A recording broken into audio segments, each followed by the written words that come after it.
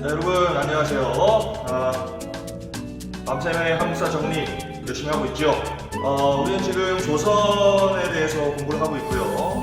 오늘이 조선의 마지막 시간입니다. 물론 9강, 10강 부분도 조선 시대 때의 이야기이긴 하지만 우리가 조선 사라고 지금 이야기하는 것은 흥선대원군 전까지만 이제 조선사라고 표현을 하고 실제 조선이 계속 이어지긴 합니다. 이어지긴 해요. 그거 머릿속에 담아두시고 지금 흥선대원군 이전 시기까지 해서 조선의 정치, 조선의 사회, 조선의 경제 살펴봤고 이제 조선의 문화 부분만 보면 마무리가 되겠습니다. 조선의 문화 부분은 사실 이 문화사 부분은 수능에서 그렇게 비중 있게 다뤄지진 않아요. 그러니까 그냥 간단하게 참고사항 정도로 생각하시고 넘어가시면 되겠습니다. 아래 조선의 사회 문화의 발전에서 신분제의 모습은 저번 시간에 살펴봤고 이제 표에 아래에 있는 표에 요 이제 두 번째 칸 학문부터 나와 있죠. 학문 거기서부터 정리하도록 하겠습니다. 조선의 기본적인 학문은 성리학입니다. 그죠?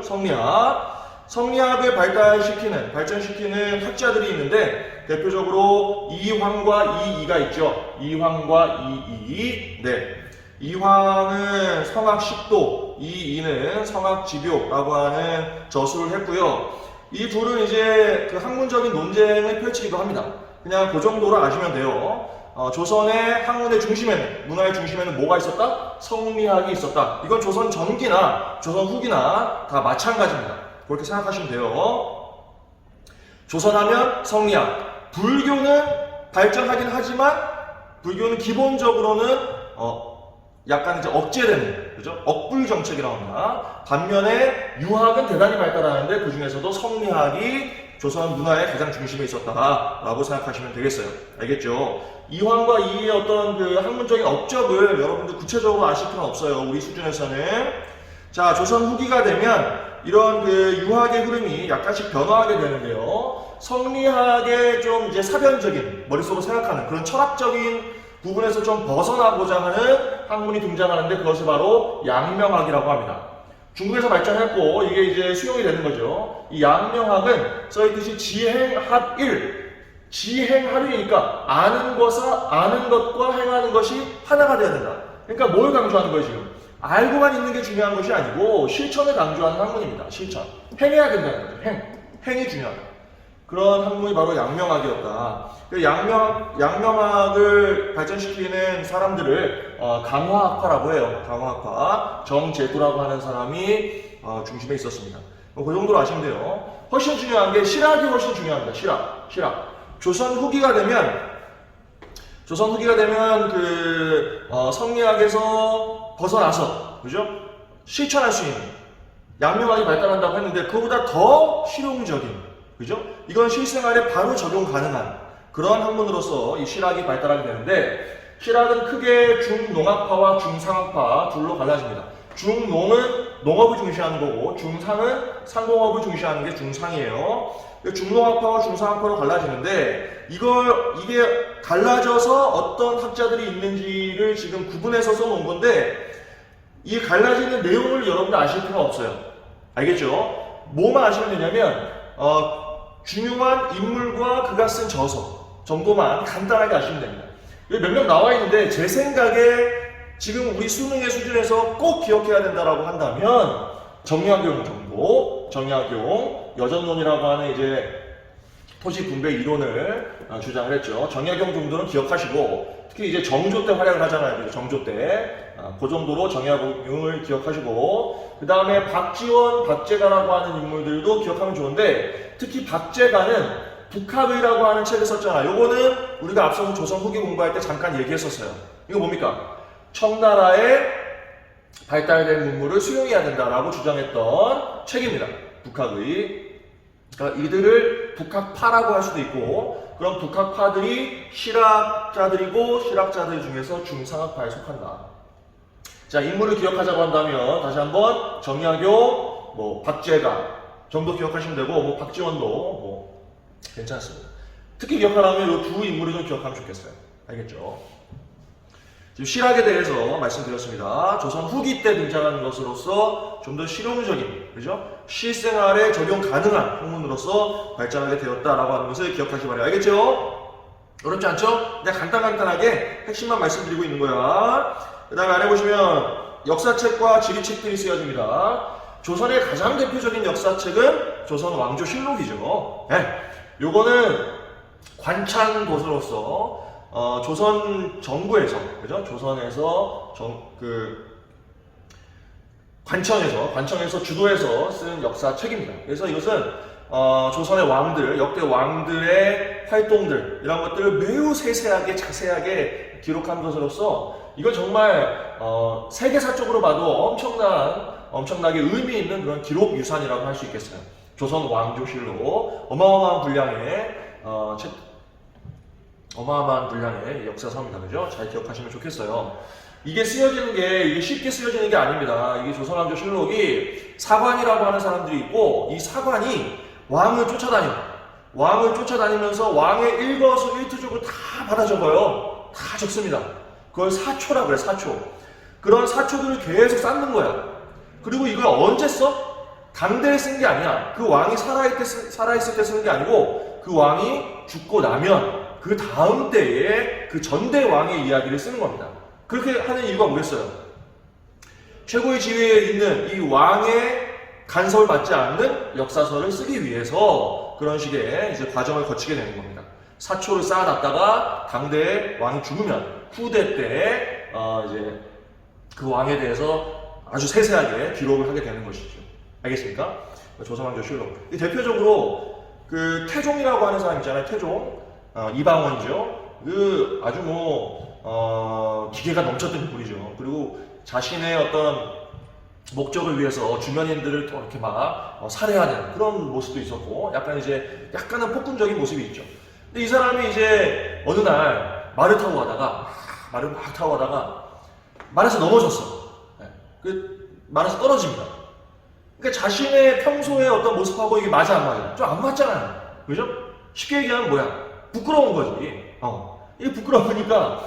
근데 또 그 사관이 막 따라오는 거야. 사관이 따라와서 막 또 쓰는 거야. 그러니까 사관을 불러가지고 태종이 뭐라고 했냐면, 야, 이 말에서 떨어진 거는 사초에서 좀 빼라. 좀 빼라. 라고 이야기를 합니다. 나중에 태종실록에 어떤 내용이 담겨있냐면, 뭐라고 써있냐면, 태종이 말에서 떨어진 걸 빼라고 했다라고 기록에 남아있어요. 그 정도로 아주 이제 사실적으로 당시의 상황들을 서술한 책이 바로 조선 왕조실록이다. 이 정도는 상식으로 아시면 좋겠습니다. 그죠? 상식으로. 그 다음에 현존하는 최고의 세계지도로서 혼일강리 역대 국도지도라는 게 있습니다. 이거 그냥 참고로 보시면 되겠고요. 혼일강리 역대 국도지도. 네. 그 다음에 조선 후기가 되면 이종휘라고 하는 사람이 동사, 그 다음에 유득공이라고 하는 사람이 발해고, 이런 사람들 다 이제 실학자들인데, 발해와 고구려 연구, 이제 북방 지역이잖아요, 그죠? 그 지역은 우리의 역사다라고 하는 그 역사의식을 바탕으로 해서 이런 책들을 쓰게 되는 거죠. 특히 발해사 연구에 있어서 이 유득공이 쓴 발해고는 아주 큰 역할을 합니다. 유득공의 발해고, 좀 더 기억하면 좋아요. 유득공의 발해고. 제가 굳이 줄쳐놓은 것들은 좀 기억하시면 좋겠다라고 하는 의미예요. 알겠죠? 그 다음에 이제 곤여망국 전도라고 하는 지도도 있죠. 이게 앞에 있는 혼일강리 역대 국도지도하고 이 곤여망국 전도하고 다 세계지도입니다. 세계지도인데 그 중심에 어디가 있어? 중심에 처음에 혼일강리 역대 국도지도는 중심에 중국이 있는 것이고, 이 곤여망국 전도, 이 조선 후기쯤 되면 중국 중심의 세계관에서 조금 벗어나는 그런 모습이 등장합니다. 그래서 지도의 모습도 훨씬 더 사실적으로 만들어지게 되죠. 그 다음 우리 한반도의 지도, 김종호도 실학자입니다. 대동여지도라고 하는 지도, 워낙 유명한 지도죠. 김종호의 대동여지도. 아주 이것도 사실적으로 김종호가 이 전국을 걸어다니면서 실측을 한 거 아니야. 이게 쉬운 일입니까? 보통 일이 아니에요. 전국을 돌아다니면서 실측을 해서 매우 사실적인 지도를 만든 것이 바로 대동여지도다.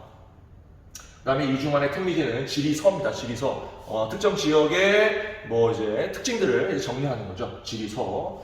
뭐 이런 식으로 조선 후기 때 지리학이 또 발달했다. 조선 후기 때의 지리학이나 역사서의 특징들은 조금 더 사실적이고 또는 이제 현실에서 실용 가능한, 예를 들면 이 대동여제도 같은 거, 태기지 같은 거 현실에서 바로 적용 가능한 그런 정보들을 담고 있죠. 그런 의미를 가지고 있다. 조선 전기와 조선 후기가 조금 성격이 다르다고 하는 것도 기억하면 좋겠습니다. 알겠죠? 아래에는 정말 참고로 보시면 돼요. 뭐 회화 부분, 안견의 모미도원도 아주 유명한 그림인데 우리나라에 없어요. 한반도에 없어. 일본에 있어. 강의안의 고사관수도 신사임당은 초충도를 그렸죠, 그죠? 신사임당 10만원짜리, 아니 5만원짜리 계시죠? 네. 그 다음에 조선 후기가 되면 풍속화가 유행을 하는데, 이게 실물을 보시면 좀 좋습니다. 실제 풍속화의 모습을 보면 이게 조선 후기의 모습이구나 라는 것을 알 수가 있어요. 그래서 요건 알아두면 좀 좋습니다.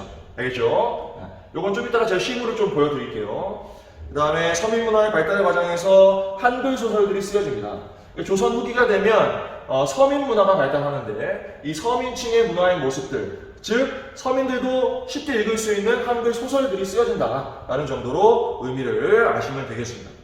풍속화는 좀 이따가 보여드릴게요. 프레젠테이션 할 때.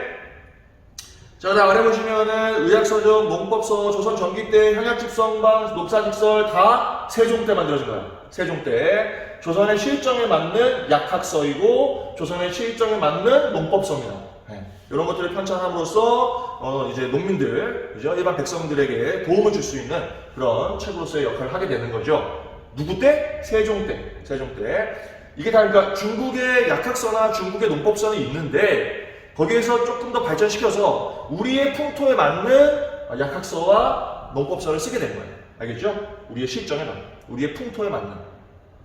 오케이. 다음. 마지막 오른쪽에 보시면 허준이 동의보감을 편찬했는데 요거는 언제야? 우리 배웠어요. 광해군 때입니다. 그래서 임진왜란 직후에 편찬된 이제 의학서적이죠. 의학서적. 잘 기억하시면 좋겠습니다. 자, 이렇게 하면 조선의 경제사회 문화의 부분도 다 살펴봤습니다. 네. 뭐 그렇게 어렵진 않고요. 제가 짚어드린 부분을 중심으로 간단하게 기억하시면 되겠어요. 알겠죠? 이제 프레젠테이션 할 건데 요번 프레젠테이션은 쉬어가는 프레젠테이션이야. 그림 몇 개 보면 됩니다. 그림. 특히 조선 후기의 풍속화들 몇 개 보여드리는 것으로 프레젠테이션을 하도록 하겠습니다. 알겠죠? 자, 갑니다. 네, 프레젠테이션으로 왔어요. 8강 조선의 경제, 사회, 문화에 대해서 우리가 살펴봤잖아요. 조선 후기 때에 유행하는 풍속화들 몇 개를 좀 살펴보도록 하겠습니다. 알겠죠? 풍속화라고 하는 것은 당시 조선 후기 때의 어떤 사회적 모습 또는 백성들의 아주 일반적인 삶의 모습, 이런 것들을 소재로 만들어진 그림이에요. 그래서 매우 친숙한 그림들입니다. 여기 지금 처음 나와 있는 요 배경에 있는 그림, 요게 아주 유명한 또 신윤복의 그림인데요. 대표적인 풍속화죠. 네. 이 제목 아는 사람? 제목. 이 그림의 제목이 월하정인도입니다. 지금 봐봐. 달 아래 있죠? 달이 떠 있고 밤이잖아요. 밤에 남녀가 이렇게 등불 하나 들고 어디 가고 있네. 그죠? 둘이 뭐야? 정인이야, 정인. 정인이 뭐야? 사귀는 사이예요. 사귀는 사이입니다. 이 눈빛 보세요. 이거 뭐 보통 눈빛이 아니죠, 그죠? 예, 막 찌릿찌릿해. 아주 그냥 표현을 잘했어요, 그죠? 재밌습니다, 풍속화들. 요게 김홍도라고 하는 또 대표적인 조선 후기 때 화가죠. 씨름이라고 하는 그림입니다, 씨름. 이 당시의 사회상을 우리가 추론할 수가 있어요. 왜냐하면 이게 지금 시장판에서 씨름이 벌어진 건데 그 모습을 김홍도가 그린 거 아니야. 문제는 뭐냐면 천민, 평민, 그 다음에 갓쓴 양반들이 뒤섞여 있다는 거야. 이건 뭐야? 우리가 배웠던 조선 후기 때의 사회적 모습을 보여주고 있는 겁니다. 뭐예요? 신분제가 동요하고 있는 거야. 네. 신분제가 동요하고 있는 모습을 보여주고 있는 거죠. 양반, 천민, 상민 할 것 없이 뒤섞여 있다라고 하는 거죠. 당시 그림이 상당히 재밌는 것들을 많이 표현을 했어요. 네. 이 씨름은 지금 이루어지고 있는 것을 보면 다음 출전할 선수가 있는데 누구냐면 요 씨름이 끝나고 나서 다음에 출전할 선수 바로 누구야? 여기 지금 그 깍지 끼고 이렇게 다리 포개고 있는 사람, 이 사람이 다음 출전 선수야. 왜? 지금 후달리잖아요. 덜덜 떨고 있는 거야. 다음 경기 준비하려고. 신발도 딱 벗어놨죠? 다음 경기 출전 선수야. 그리고 이 지금 씨름판이 좀 오래됐어요. 왜 오래됐어? 알 수 있어. 뭘 통해서? 거기 부채로 얼굴 반 가린 사람 있죠? 이 사람 보면 지금 다리 주무르고 있잖아. 지금 다리가 저려요. 너무 오래 앉아 있었어. 씨름판이 꽤 오래된 것 같아. 네. 그리고 심지어 요 그 다음 출전할 선수는 뒤에 앉아 있는 사람하고 쌍둥이에요. 쌍둥이입니다. 비슷하게 생겼지? 갓도 서로 두 개를 포개놨잖아, 갓을. 그지? 네. 아주 그냥 김홍도가 천재적인 화가입니다. 재밌게 표현했어요. 이게 지금 오른쪽 아래에 있는 두 사람인데, 제일 아래에 있는 사람 보면은 오른쪽 팔을 지금 뒤로 이렇게 딱 대고 있는데 받치고 있죠. 근데 손이 오른손이 아니야. 팔은 오른팔인데 손이 지금 왼손이 붙어 있죠. 여러분 손을 한번 펴서 이렇게 해보세요. 뒤로 해봐. 이런 식으로 모양이 나올 수 있나? 이게 김홍도가 정말 천재적인 화가인데 이게 실수를 한 거냐 아니면은 뭐냐. 아마도 김홍도가 재밌게 그리려고 일부러 손을 이렇게 바꿔서 그린 것 같아요. 일부러 손을 바꿔서 그린 것 같습니다. 지금 왼팔을 보면 왼팔에는 또 오른손이 붙어 있죠. 지금 이런 식으로 재밌는 요소들을 만들어 놓으려고 일부러 한 것 같아요. 네. 다음에 이게 서당이라고 하는 그림입니다. 이 서당도 당시에 어떤 사회적인 모습을 보여줍니다. 지금 이 아이가 아마도 뭔가 숙제를 안 했거나 뭐 잘못해서 회초리를 맞은 것 같은데 이 학생만 울고 있고 나머지 학생들 다 웃고 있죠. 아주. 원래 그 다른 학생이 나가서 매 맞으면 뒤에서 좀 크크거리고 그래. 요즘에 때리는 게 없으니까 여러분 잘 모르겠지만 이게 지금 훈장님의 모습인데 훈장님이 지금 상투를 틀었는데 안에 보면은 대머리예요. 여러분 잘 안 보이겠지만 이 그림 자세히 보면 머리가 대머리입니다. 이게 지금 몰락한 양반을 표현한 것으로 보여요. 당시에 이제 몰락한 양반들이 많이 생겼다 그랬었잖아요. 그죠? 그런 몰락한 양반의 모습을 표현한 것이 아니냐. 당시 사회적인 모습을 또 보여주고 있습니다. 김홍도의 서당도. 이 서당도의 학생들 중에 전혀 이 수업에 관심이 없는 학생이 있어. 누군지 알아? 전혀 관심이 없는 학생이 한 명 있습니다. 요 학생이야. 제일 가운데 아래에 있는 학생. 지금 뒷모습만 보이죠? 이 학생은 전혀 관심이 없어. 그거 어떻게 알 수 있냐? 알 수 있어요. 이 학생은 어디에 마음이 있냐면 지금 서당의 공부에는 마음이 없고 어디에 마음이 있냐면 씨름판에 마음이 있어요. 똑같은 곳에 제일 아래 가운데 보시면 똑같이 봐봐. 얘야 마음이 지금 씨름판에 가 있는 거야. 공부에 관심이 없어요. 네. 그 그림은 보는 사람이 해석하기 나름입니다. 옛날에 풍속화들 보면 여러 가지로 해석할 수가 있어요. 아주 재밌습니다. 그다음에 이거는 신윤복의 미인도. 아주 유명한 그림이죠. 지금 그 종로에 가시면 간송미술관이라고 있는데 그 간송미술관에 소장되어 있는 미술품입니다. 전부 다 일제시대 때 강탈당할 수 있는 가능성이 있는 문화재들이었었는데 간송 전영필이라고 하는 사람이 이런 문화재들을 수집을 하면서 일본의 강탈을 막아내는 그런 역할을 하기도 합니다. 그래서 그 사람의 그 유물들을 한 곳에 모아서 전시하고 있는 곳이 간송미술관이라고 지금도 있어요. 미인도였습니다. 자, 간단하게 조선 후기 풍속화의 모습을 몇 개 살펴봤고요. 이런 그림 나오면 이게 조선 후기 그림이구나 라고 대본에 알아차리시면 돼요. 알겠죠? 그리고 그림들이 대단히 재밌으니까 나중에 또 기회 되면 풍속화들 여러분들 보면서 재미를 한번 느껴보시기 바랍니다. 알겠죠? 프레젠테이션은 여기까지입니다. 자, 여러분들 이제 프린트 9강으로 넘어갑니다. 9강. 바로 전까지 8강 조선의 경제사회 문화에 대해 살펴봤고 문화와 관련한 프레젠테이션 아주 간단하게 조선 후기 때 풍속화들의 모습을 좀 살펴봤습니다. 그죠? 잘 그 풍속화들의 어떤 그 그림의 형상들을 잘 기억을 하시고 그런 게 나오면 아 이게 조선 후기 때 그러니까 핵심은 뭐냐면 그 시기를 알아야 돼요. 그런 문화재를 보면 아 이건 조선 후기 때 거구나 라고 아시면 됩니다. 그 정도면 충분해요. 알겠죠? 그렇게 보시고 자 이제 프린트 9강을 펴시면 되겠습니다. 9강 보시면 제목이 제국주의의 침략과 문호 개방이라고 되어 있습니다. 자 9강 살펴볼 건데 프린트 폈죠? 펴시고 요게 근대사의 시작입니다. 요 9강부터가 이제 근대사라고 불리는 부분이에요.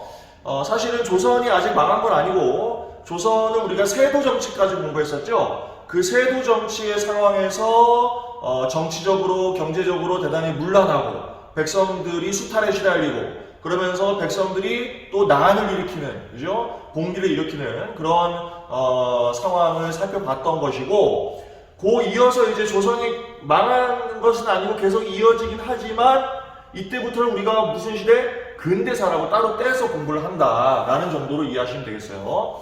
그래서 제목 오른쪽에다가 근대사의 시작이다라고 표시를 해놓으면 좋을 것 같습니다. 이때부터가 근대사의 시작이다. 9강이 근대사의 시작인데 그 시기로 얘기하면 19세기 후반의 상황입니다. 19세기 후반. 19세기 후반, 그러니까 1800 몇 년도인데 1800년도 후반대의 이야기고 요 19세기 후반의 정세가 대단히 복잡해요. 아주 복잡해서 이 부분만 두 개의 강의로 이루어져 있습니다. 9강과 10강으로 나눠져 있어요. 19세기 후반의 상황이 9강과 10강으로 나뉘어져 있다라고 보시면 되겠습니다. 알겠죠? 자 그러면 이제 본격적으로 9강의 내용을 살펴볼 건데 9강의 내용 중에 아래 보시면 이제 또 표 하나로 정리해놨죠. 19세기 후반의 정세 1이라고 해놨습니다. 그죠? 19세기 후반의 정세 1. 그러니까 10강이 19세기 후반 정세 2가 되는 거야. 알겠죠? 이게 1, 2로 구분해서 살펴보도록 하겠습니다. 이 시기가 왜 복잡한 시기냐? 이제 정치적으로 경제적으로 대단히 문란한 상황, 그죠? 그런 이제 세도 정치가 전개되는 상황, 그런 상황과 그 다음에 대외적인 상황이 여기에 맞물리면서 대단히 복잡해집니다. 대외적으로는 뭐냐? 바로 제국주의 국가들이 매우 어떻게? 침략적으로 한반도에 접근해오는 시기다라고 보시면 되겠습니다. 알겠죠? 그 내용들을 구체적으로 살펴보는데 일단 이 위에 표에서 요 19세기 후반의 정세의 첫 번째 상황을 전체적으로 살펴보고 그 다음에 아래 자세한 내용을 살펴보도록 하겠습니다. 자, 먼저 표 안에 있는 상황을 살펴보는데 제 원쪽에 보시면 이게 대내적인 상황과 대외적인 상황으로 구분되어 있습니다. 대내적인 상황, 대외적인 상황으로 구분되어 있는데 대내적인 정세는 우리 바로 전에 조선의 정치사 후기의 상황 공부했을 때의 마지막 상황입니다. 뭐예요? 세도 정치죠. 세도 정치. 세도 정치라고 하는 것은 분단 정치가 변질되다 못해서 완전히 골마 터진 거라 그랬잖아요. 그죠? 그래서 하나의 가문이 모든 권력을 장악해버리는 그런 상황이었다. 왕권이 어떻게 되겠어요? 왕권이 대단히 약화되는 상황이죠. 왕권이 약화된다. 그리고 이런 세도 정치가 전개되면서 매관 매직이 성행하고 그러다 보니까 그 매관 매직을 통해서 들어온 탐과 놀이들이 어떻게 아주 탐욕스럽게 백성들을 수탈해 가기 시작하는 거죠.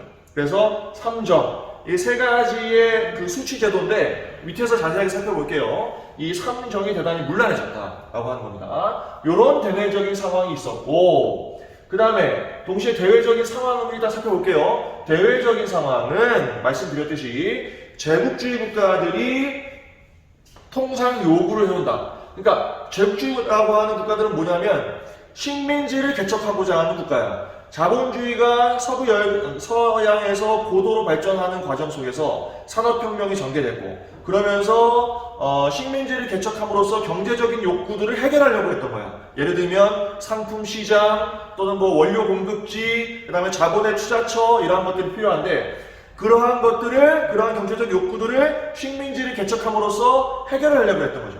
그런 식민지 개척의 의지를 가진 그죠? 실제로 식민지를 개척해 나가고 있는 국가들을 제국주의 국가라고 하는 거야. 이런 제국주의 국가들이 당시에 아시아, 아프리카, 뭐 아메리카 안 간 곳이 없어요. 네, 전 세계를 돌아다니면서 식민지를 개척하는데 한반도에까지 접근해 오기 시작하는 겁니다. 그런데 그 모습은 처음엔 뭐야? 대단히 점잖하죠. 통상을 요구하는 거야. 통상. 통상을 요구한다는 게 뭐예요? 서로 무역하자는 거죠. 서로 교류하자라고 하는 겁니다. 그런데 이 통상 요구라고 하는 것이 그 내적으로는 침략의 의지를 담고 있다라고 하는 거죠. 왜? 제국주의 국가의 본질이에요, 그게. 제국주의 국가들은 결국 식민지를 개척해내는 것이 항상 목표였다고요. 한반도에 와서도 통상을 요구했지만 실제로는 이제 내적으로는 식민지 개척의 의지가 있었다라고 볼 수 있습니다. 알겠죠? 이런 상황에서 이제 어떻게 다가왔냐? 우리가 한반도도 이제 배를 타고 주로 오겠죠. 예, 이항선이라고 하는 이상한 모양의 배야. 그래서 이항선이라고 부릅니다. 처음 보는 배의 모양이었겠죠. 이러한 것들이 곳곳에서 출몰하는, 동에서의 남에 할 것 없이 곳곳에서 출몰하는 이러한 상황이었다라고 합니다. 이런 대내외적인 상황에서 조선이 어떻게 대응을 했는지를 살펴보는데 그 대응의 첫 번째 역할을 했던 인물이 있습니다. 그 인물을 잘 기억하셔야 돼요. 너무 중요한 인물이죠. 누구냐? 바로 흥선대원군입니다. 흥선대원군. 이 흥선대원군이 어떻게 대응해냈는지 이 대내적으로 대외적으로 구분하면서 살펴보도록 하겠습니다. 이제 흥선대원군으로 갑니다. 자, 오른쪽으로 가겠습니다. 오른쪽 가시면 이제 대응의 모습이 나와 있죠. 대응이라고 되어 있는데 먼저 대내적인 상황부터 먼저 볼 거야. 흥선대원군이 이런 대내적인 세도 정치가 진행되고 삼정이 문란한 상황에 어떻게 대응했는지 살펴보도록 하겠습니다. 자, 오른쪽으로 갑니다. 흥선대원군이죠. 흥선대원군이라고 하는 인물이 일단 누구냐? 이 사람은 뭐야? 왕이에요? 왕이 아니야. 왕 아니에요. 왕 아닙니다. 그럼 누구냐? 왕의 아버지야. 이건 또 무슨 말이야? 왕의 아버지는 왕 아니야? 왕이 자기 아들한테 왕위를 물려주는 거 아니야? 근데 왜 흥선대원군은 왕의 아버지인데 왜 왕이 아니야? 네. 이제 왕위 계승의 과정 속에서 고종이라고 하는 왕이 이제 즉위를 하는데 이 고종은 왕의 직계가 아니에요. 직계가 아니어서 이 고종이 즉위할 때 이제 종친이었죠. 그죠? 네. 왕가의 인물이었던 이 흥선대원군이 자기 아들을 사실은 즉위시킨 거나 다름없어요. 흥선대원군은 대단히 똑똑한 사람이에요, 이 사람. 네. 실력도 있었고 똑똑한 사람이었어요. 그래서 자기 아들을 이제 왕위에 올리면서 자기는 이제 흥선대원군이 되는 거죠. 왕의 아버지가 되는 거예요. 보통 이제 왕이 아닌 왕의 아버지를 대원군이라고 부릅니다. 대원군. 네. 이건 왕위 계승의 과정에서 이런 인물이 등장할 수 있어요. 네. 그래서 이 흥선대원군이 왕의 아버지로서 실권을 장악하는 거야. 왜? 고종을 즉위를 시켰는데 이 고종이 즉위할 때 나이가 어렸어요. 나이가 어리니까 실제 권력은 그 왕의 아버지였던 고종을 즉위시키는데 큰 역할을 했던 흥선대원군이 장악을 하게 됩니다. 그럼 이 흥선대원군이 한 일은 뭐냐? 결국 이 세도 정치와 삼정의 문란의 상황을 극복하는 매우 개혁적인 정치를 펼쳐나갑니다. 조선이 거의 망하기 직전까지 갔는데 사실은 이 흥선대원군 때문에 다시 살아났다라고 얘기할 수도 있어요. 네. 흥선대원군이 정치적인, 경제적인 여러 개혁들을 펼쳐나갑니다. 네. 아주 의미 있는 개혁들을 했다라고 봐요. 그래서 흥선대원군이 중요한 인물인 거야. 알겠죠? 그래서 이 대내적인 상황에 어떻게 대응을 했느냐 써있듯이 왕권을 강화하고 그 다음에 삼정을 개혁하는. 왕권을 강화한다는 것은 세도 정치를 타파하는 것이나 다름없어. 왜? 세도 정치는 왕의 권력을 끌어내리고 하나의 가문이 권력을 장악하는 체제이기 때문에 왕의 권력을 다시 강화시킨다라고 하는 것은 세도 정치를 약화시키는 거예요. 알겠죠? 밑에서 자세하게 다시 한번 볼 겁니다. 그 다음에 삼정을 개혁합니다. 삼정, 세 개의 정. 이게 뭐야? 수치제도라고 그랬잖아요. 전정, 군정, 환정 이 세 가지를 묶어서 삼정이라고 하는데 이 삼정이 문란했기 때문에 백성들이 먹고 살기 힘든 거야. 수탈에 나가고 있는 거야. 그러니까 그걸 해결하기 위해서 전정, 군정, 환정 이 세 가지를 다 개혁을 합니다. 그 개혁의 내용도 밑에서 자세히 살펴봅니다. 이런 식으로 흥선대원군이 대내적으로 세도 정치와 삼정의 문란을 극복하고 개혁하고자 노력했다라고 기억하시면 되겠어요. 일단 흐름만 잡고 있는 거야. 다음 아래로 내려가 볼게요. 이 아래 상황은 뭐냐면 지금 대외적으로 아까 제국주의가 출몰하는, 제국주의가 이제 침입해 오는, 그죠? 접근해 오는 그런 상황에서 어떻게 대응했냐는 거야. 자, 그러면 통상 요구를 할 때 그 통상 요구를 받아들이지 않는 주장이 있을 것이고, 또는 통상 요구를 받아들이지 않은 주장이 있겠죠. 그죠? 먼저 통상 요구를 반대했던, 받아들이지 않았던 상황을 살펴보면 역시 흥선대원군이 있습니다. 흥선대원군은 대외적으로는 무슨 정책? 통상수교 거부 정책입니다. 통상 요구를 반대하는 통상수교 거부 정책을 펼쳤어요. 자, 너희들하고는 상종할 수 없어. 라는 정도의 분위기라고 보시면 돼요. 너희 서양하고는 통상 같은 거 하고 싶지 않아. 라는 정도의 분위기라고 보시면 되겠습니다. 알겠죠? 통상수교 거부 정책을 펼쳤고요. 통상수교 거부 정책을 흥선대원군이 펼칠 때, 그 다음에 양반 유생들 있죠? 양반 유생들이 중심이 돼서 그 통상수교 거부 정책을 뒷받침해줘. 그게 뭐야? 위정척사입니다. 바른 것을 지키고 사악한 것을 배척한다는 뜻입니다. 바른 것은 뭘 얘기하는 거야? 유교를 얘기하는 겁니다. 유교 사상을 지키기 위해서, 성리학을 지키기 위해서 사사로운 학문, 그죠? 사악한 학문, 이 사악한 학문은 서구의 문물들을 얘기하는 거예요. 그것을 배척한다는 뜻입니다. 그래서 통상수교 거부 정책을 위정척사 운동을 하는 유생들이 뒷받침해줬다라고 보시면 되겠어요. 그러면 통상수교 거부의 과정에서 어떤 사건들이 있었냐? 그 사건들을 잘 기억하셔야 돼. 잘 기억하셔야 돼. 자, 오른쪽 갑니다. 오른쪽 가시면 잘 쓰고 있죠. 흥선대원군이 통상수교를 거부하는 과정 속에서 이제 병인 박해라고 하는 사건을 일으키는데, 이거 천주교도들을 박해한 사건입니다. 천주교도들을 박해하는데, 이게 이미 천주교가 상당히 많이 전파되고 있는 상황이었어요. 그런 상황에서 수천 명의 이제 천주교도들을 살해하는, 그죠? 처형하는 그런 사건을 일으킵니다. 그게 병인년이야. 이 병인년에 박해가 있었다. 이게 1866년이죠. 1866년에 8천여 명의 신도들이 박해를 당했어. 처형당했어. 그러자 프랑스가 이 병인 박해를 빌미로 해서 침략을 해온다. 어디로 침략해왔어? 강화도로 침략을 해봤죠. 강화도로. 그 사건이 바로 병인 양요입니다. 자, 병인 양요는 누가 침략을 해왔다? 제국주의 국가들 중에 프랑스가 병인 박해를 구실로 침략을 해온 사건이다 라고 한 겁니다. 잘 막았을까요? 못 막았을까요? 조선군이 잘 막았습니다. 막았어요. 프랑스군이 이제 나중에 퇴각을 하죠. 그 내용도 자세히 밑에 살펴보고, 그 다음에 이 병인년에 제너럴 셔머너라고 하는 배가 또 평양 쪽으로 와서 대동강을 거슬러 오릅니다. 그래서 여기에서도 이 제너럴 셔머너가 불태워지는 뭐 그런 사건이 일어나요. 그게 1866년이 있었고, 5년 후에 미국이 이번에 침략을 해오는데, 이 미국이 침략을 해올 때 뭐라고 하는 거야? 제너럴 셔머너 사건은 구실로 침략을 해오는 겁니다. 알겠죠? 그 사건은 신미양요라고 해요. 그게 1871년이죠. 그게 신미년이야. 그래서 신미양요. 이 양요라고 하는 말은 서양 세력들이 와서 요란을 피웠다는 얘기예요. 네. 신미양요. 그것도 신미년에 서양 세력이 요란을 피웠다. 그 서양 세력이 누구야? 미국이 되는 거죠. 미국의 침략.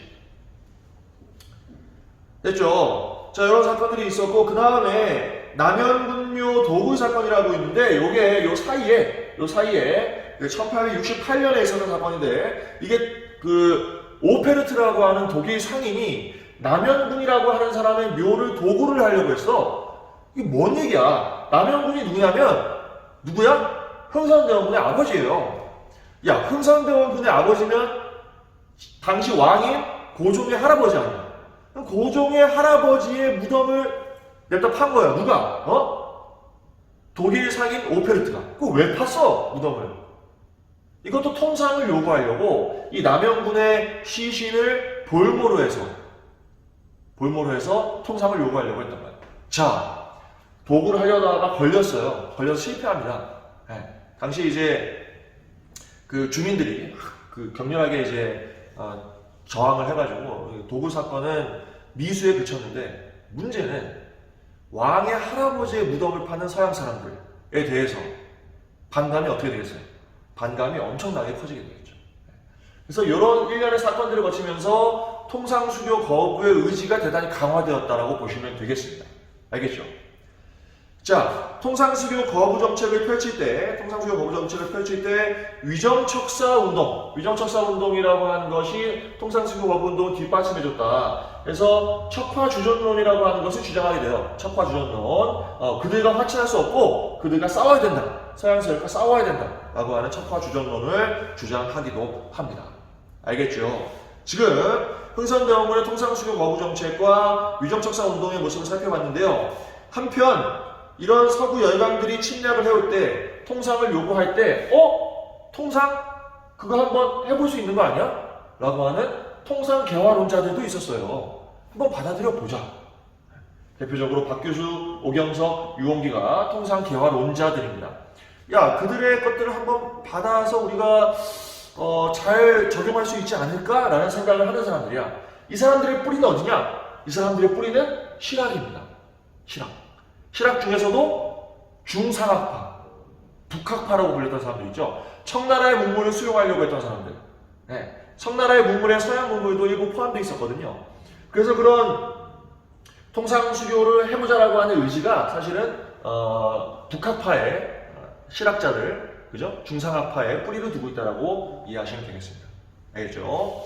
자, 이런 식으로 통상수교를 하고자 하는 사람들도 있었다라고 기억하시면 되겠습니다. 이들이 나중에 사실은 또 큰 권력을 얻게 됩니다. 자, 그럼 언제 그렇게 바뀌게 되냐? 오른쪽으로 가겠습니다. 자, 흥선대원군이 결국은 실각을 해요.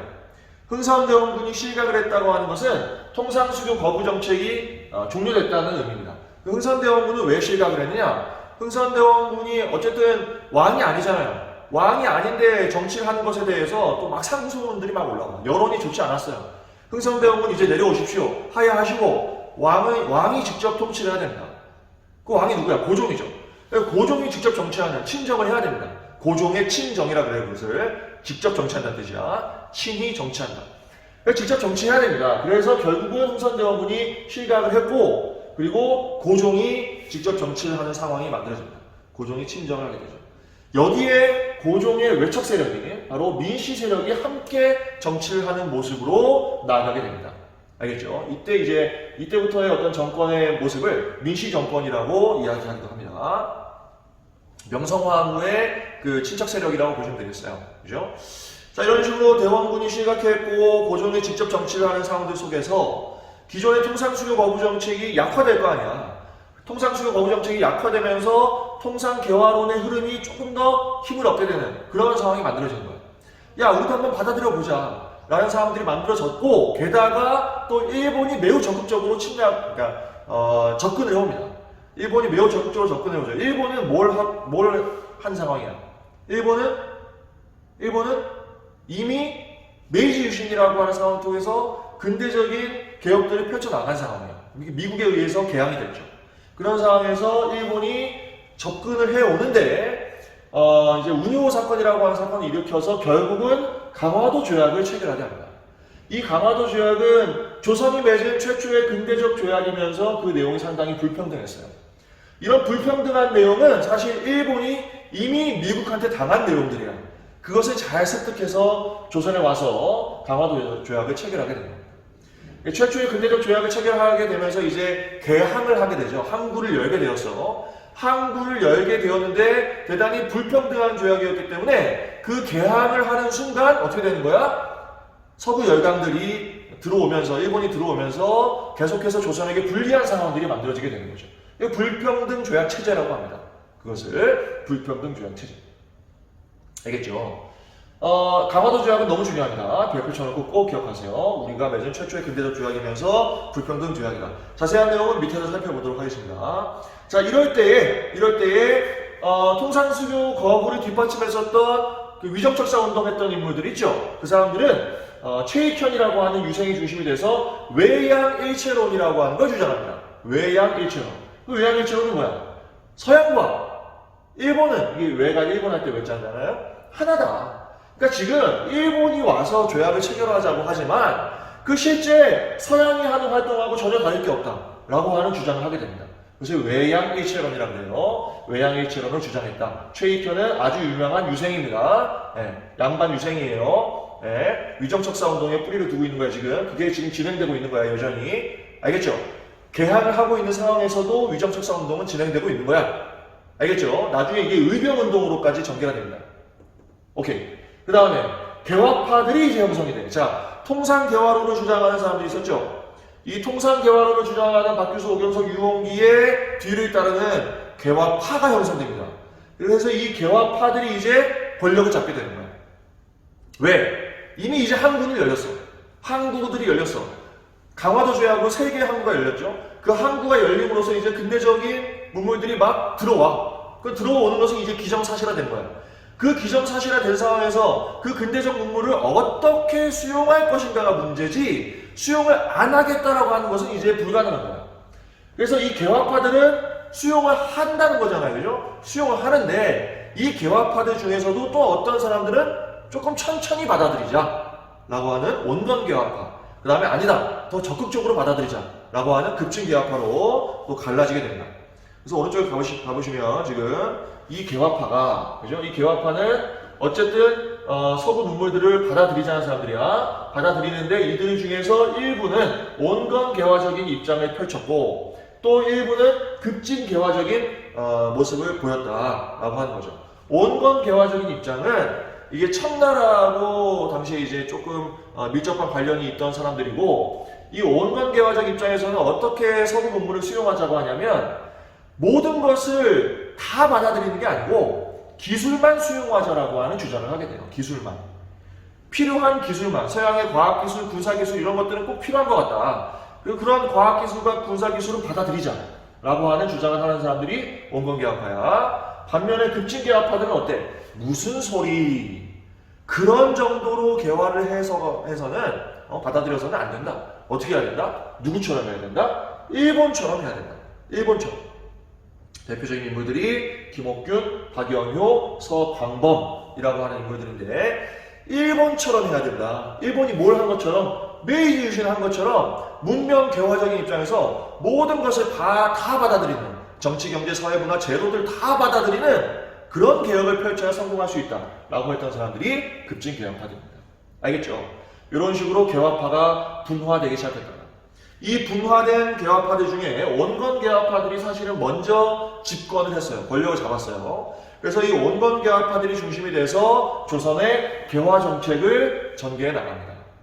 조선이 어쨌든 이제 개화를 하기 위한, 그죠? 근대적 문물들을 수용하기 위한 개혁들을 펼쳐요. 대표적으로 통리기무 아문이라고 하는 기구를 만들어서 개화 업무를 관장을 하게 합니다.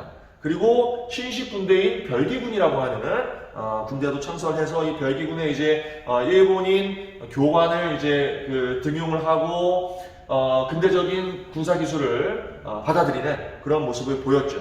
이런 식으로 온건개화파들이 개혁 정책을 펼쳐나갔다라고 보시면 되겠어요. 처음에 권력을 잡은 사람들은 온건개화파들이야. 알겠죠? 자, 이렇게 진행되는 와중에 이런 개화 정책을 반대하는 사람들이 있었어요. 당연히 위정척사 운동을 하는 사람들, 요 흐름이죠. 당연히 개화 정책을 반대를 하고요. 그런 흐름들 속에서 일어난 사건이 있는데 그게 뭐냐면 이 개화 정책에 대한 반발로서 이모군란이라고 하는 사건이 일어납니다. 이모군란.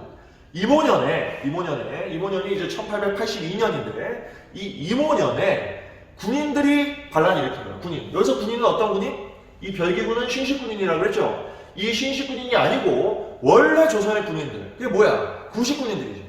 이 구식군인들이 중심이 돼서 반란을 일으켰어요. 왜? 구식군인들이 이 신식군인들에 비해서 계속 차별 대우를 받았단 말이지. 그 차별 대우에 대한 불만, 월급도 제대로 못 받아. 그래서 이들이 봉기를 하게 된 거예요. 이것도 자세한 내용을 밑에서 다 할 거예요. 지금 흐름만 잡는 거야. 그래서 이 이모군란이 대표적인 개화 정책에 대한 반발이다 라고 보시면 되겠어요. 구식군인들이 주도했고 이 구식군인들 플러스 어떤 사람들? 도시 하층민들까지 여기에 가담을 합니다. 그런 식으로 이모군란이 전개됐고, 근데 이모군란 실패했어요. 군인들이 난을 일으킨 건데 청나라가 이거 진압을 합니다. 청나라가 개입을 하죠. 청나라가 개입해서 진압을 하면서 이모군란은 실패했어요. 그 다음에 또 반발하는 게 있는데 그게 뭐냐면 갑신정변이야. 이거 2년 후에 1884년에 일어나는데 갑신년에 역시 또 정변이 일어났죠. 누가? 이 사람들이야, 이 급진개화파들. 급진개화파들은 뭐가 마음에 안 드는 거야? 개화를 하지 말자는 게 아니고, 개화를 어떻게 해야 된다? 더 급진적으로, 더 빠르게, 전방위적으로 해야 된다. 지금 원광개화파가 하는 식으로 하면은 실패한다. 그렇게 하면 안 되고, 일본처럼, 메이지 유신처럼 모든 것을 받아들이는 개혁을 빨리빨리 해내자라고 하면서 갑신정변을 일으키게 되는 거야. 그러니까 이게 임오군란이나 갑신정변이나 개화 정책에 대한 반발인데 그 흐름이 좀 다르죠. 이 개화 정책에 대해서 임오군란을 하지 말자는 거고, 이 갑신정변은 개화 정책을 더 빨리 해야 된다라고 하면서 일으킨 사건이야. 알겠죠? 그런데 이 갑신정변도 뭐 3일천하라고 하죠. 금방 이제 진압이 되는데 이것도 청나라가 개입하면서 진압이 됩니다. 그러면 이제 어떤 상황이 되냐? 임오군란이나 갑신정변이나 다 이제 청의 진압에 의해서 그 마무리가 되잖아요. 마무리가 되는, 진압이 되는 이런 상황이었기 때문에 청나라의 내정 간섭이 대단히 강화되는 그런 상황이 만들어집니다. 그러니까 지금 복잡한 거야. 청나라의 내정 간섭. 그 전에 이제 일본도 계속해서 조선에 간섭을 하고 있죠. 그 다음에 서구 열강들까지 막 이제 관심을 보여. 그 전에도 관심을 보였죠, 이미. 예를 들면 어디? 네, 영국이나 또는 북쪽에서 내려오는 러시아나 이런 국가들이 계속해서 호시탐탐 한반도를 노리는 이런 상황이 된 거야. 국제적으로 대단히 복잡해지는 그런 상황들이 만들어진다라고 이해하시면 되겠습니다. 알겠죠? 자, 지금 전체적으로 19세기 후반의 상황 중에 첫 번째 정세의 내용을 쭉 살펴본 거예요. 먼저 쭉 살펴봤어요. 이제 아래에서 자세한 내용을 살펴봐야 되는데 이번 강의는 이제 시간이 부족해서 다음 강의에서 자세한 내용들을, 구강의 자세한 내용들을 살펴보겠습니다. 지금 우리가 정세를 살펴본 이 내용들을 다시 한번 살펴보겠다라고 생각하시면 되겠어요. 알겠죠? 자, 오늘 이번 강의는 여기까지 하고 이제 근대사로 들어갔습니다. 근대사, 그 다음에 현대사까지 하면 한국사가 끝나는 거 아니야? 이제 얼마 남지 않았어요. 네. 이 마무리 시점의 부분에서도 시험 문제가 대단히 많이 나옵니다. 많이 나와요. 수능에 굉장히 많이 나와. 한 절반 이상 나와요. 그러니까 이 부분도 여러분들 면밀하게 잘 정리하시면서 자신있게 공부할 수 있으면 좋겠습니다. 알겠죠? 자, 9강은 다음 강의에서 이어집니다. 수고했어요.